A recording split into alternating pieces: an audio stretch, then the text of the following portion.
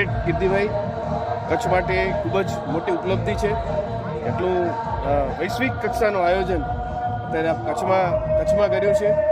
તમે કચ્છનું ગૌરવ છો, અમારા મસ્કાનું ગૌરવ છો, અને ખૂબ જ આટલા સુંદર આયોજન માટે તમને મણિશંકરભાઈ વિજી પેથાણી પરિવાર દ્વારા છે.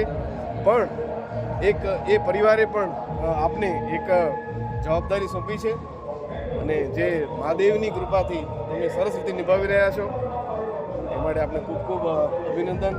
કથા વિશે આપ બે શબ્દ તમને જે મજા આવે એ બધાને આમંત્રણ આપી શકો છો. મણિશંકર વીરજી પેથાણી પરિવાર દ્વારા આ ભવ્ય ઐતિહાસિક કથાનું આયોજન કરવામાં આવ્યું છે પૂજ્ય ગિરિબાપુના મુખારવિંદે.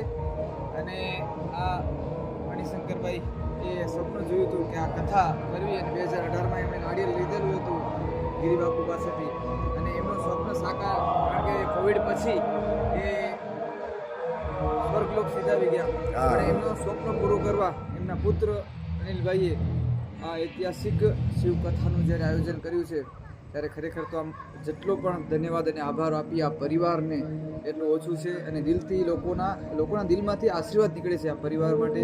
આટલું મોટું સરસ આયોજન, 12 જ્યોતિર્લિંગની આબેહૂબ પ્રતિકૃતિ અહીં જે દર્શન માટે રાખવામાં આવી છે, આ સંભવિત ભારતમાં પ્રથમ આવું બન્યું છે. કારણ કે પોતાના પ્રાઇવેટ ઇવેન્ટોમાં ઘણા બધા લોકોએ આવું કર્યું છે, પણ આ તો જાહેર જનતા માટે લોકો દર્શન કરી શકે ઉમદા ઉદ્દેશ્ય સાથે આ કર્યું છે.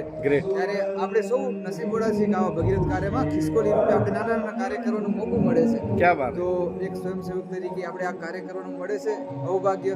એ બદલ પણ ભગવાનનો અને આ પરિવારનો આભાર વ્યક્ત કરું છું. અને આપ સૌને આ મીડિયાના માધ્યમથી વિનંતી કરું છું ચોક્કસ કે બહોળી સંખ્યામાં આ દર્શનનો લાભ લઈ અને કથાનું શ્રવણ કરજો.